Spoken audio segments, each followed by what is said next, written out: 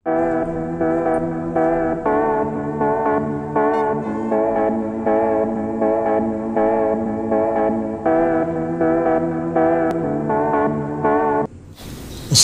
warahmatullahi wabarakatuh. Kabar baik di sini, semoga di sana juga baik dan tak kurang suatu apapun, dan segala aktivitas di hari ini dilancarkan oleh Allah Subhanahu wa taala. Amin. Jadi jika kita berbicara konstruksi, maka alat ini tidak boleh kita lupakan. Mungkin teman-teman pernah melihat proses pemasangan paku bumi atau pemancangan yang menggunakan tiang beton. Namun di video kali ini dilakukan dengan cara yang berbeda, namun kegunaan atau fungsi yang sama saja sih, yaitu sebagai pondasi untuk menahan beban konstruksi, serta memadatkan tanah pondasi dan menghindari dari erosi dan lain-lain lah.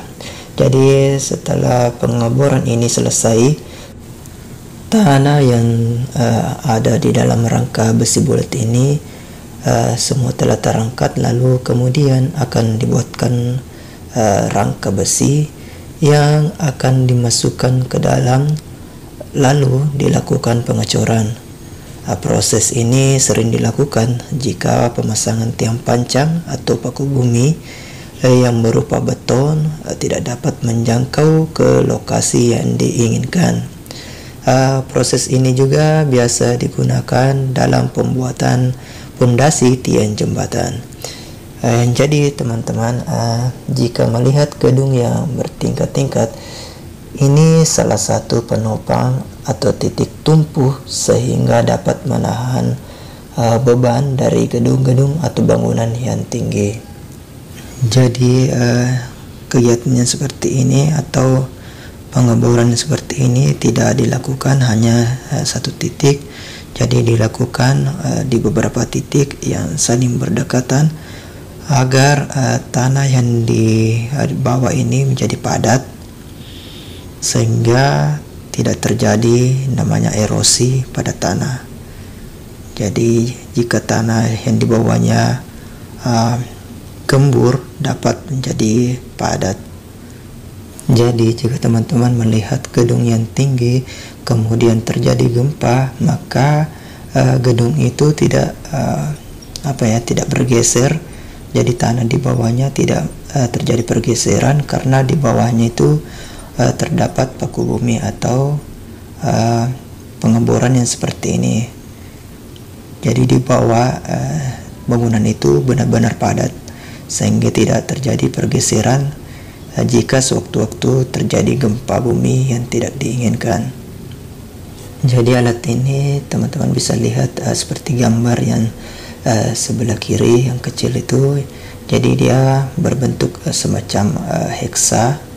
Jadi dia dapat bergerak di segala medan sehingga dapat dioperasikan di mana saja. Jadi mungkin ada teman-teman yang bertanya yang masalah pipa bulat, apakah setelah pengeboran lalu dimasukkan atau pipa bulat itu dulu yang dimasukkan kemudian dilakukan pengeboran. Jadi prosesnya yaitu pipa bulat itu dimasukkan terlebih dahulu dengan cara menggunakan alat juga, ditekan sehingga masuk ke dalam, kemudian dilakukan pengeboran seperti ini. Jadi kemudian tanahnya diangkat ke atas sehingga material yang di dalamnya habis, kemudian dibuatlah rangka besi yang dimasukkan ke dalam lalu dilakukan pengecoran. Mungkin seperti itulah prosesnya.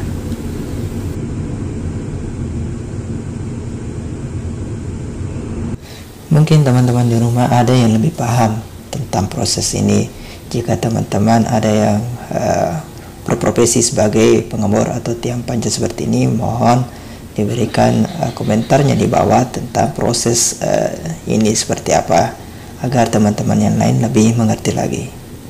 Dan jika ada salah kata atau saya kurang paham tentang proses ini, mohon dikomentari di kolom komentar, tolong diluruskan karena saya juga belum terlalu paham sih tentang proses pemancangan atau paku bumi ini.